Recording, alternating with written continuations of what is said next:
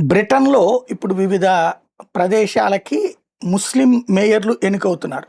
అందులో ఆహ్, ఏదైతే రోత్రహాన్ బ్రిటన్‌కి సంబంధించి తాజాగా ఎన్నికైనటువంటి వన్ ఆఫ్ ద మేయర్ గారు ఆహ్, పిలుపునిచ్చింది ఏంటయ్యా అంటే, నాన్ ముస్లిమ్స్ అందరూ కూడా బ్రిటిష్ సిటిజన్స్ అందరూ కూడా అంగీకరించి షరియా చట్టం అమలైనప్పుడు మాత్రమే the Muslim mayor of uh, Rotherham in the UK says that Britain can only be great again by implementing Sharia law and demands the expulsion of all non-Muslims, including British citizens. అది తన నగరంలో ముస్లింలు కాని వాళ్ళందరినీ బహిష్కరించాలంట.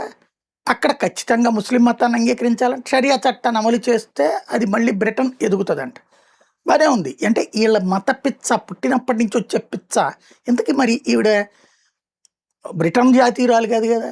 ఎక్కడి నుంచి పుట్టుకొచ్చారు ఈళ్ళంతా? పాకిస్తాన్‌లు, ఆఫ్ఘనిస్తాన్‌లు ఇట్లాగా. మరి ఆ దేశాలన్నిట్లో షరియా చట్టాలే అమలవుతున్నాయి గదా! అయినా గూడా మరి అది గ్రేట్ అగైన్ గాదు. అసలు గ్రేటే ఎందుకు గాలేదు?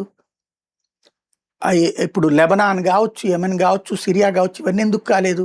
అంటే వీళ్ళకి మత పిచ్చలో మాత్రం ఇట్లా రేకెత్తిస్తారనమాట. ఎక్కడో ఎందుకు బంగ్లాదేశ్ ఉంది. పక్కనే ఉన్న ఆఫ్ఘనిస్తాన్ ఉంది. ఎక్కడో ఎందుకు పాకిస్తానే ఎందుకు కాలేదు? క గ్రేట్ అనేటటువంటిది. బ్రిటన్‌లో ప్రజల్ని ఇలాంటి వాటితోని రెచ్చగొడుతున్నారు.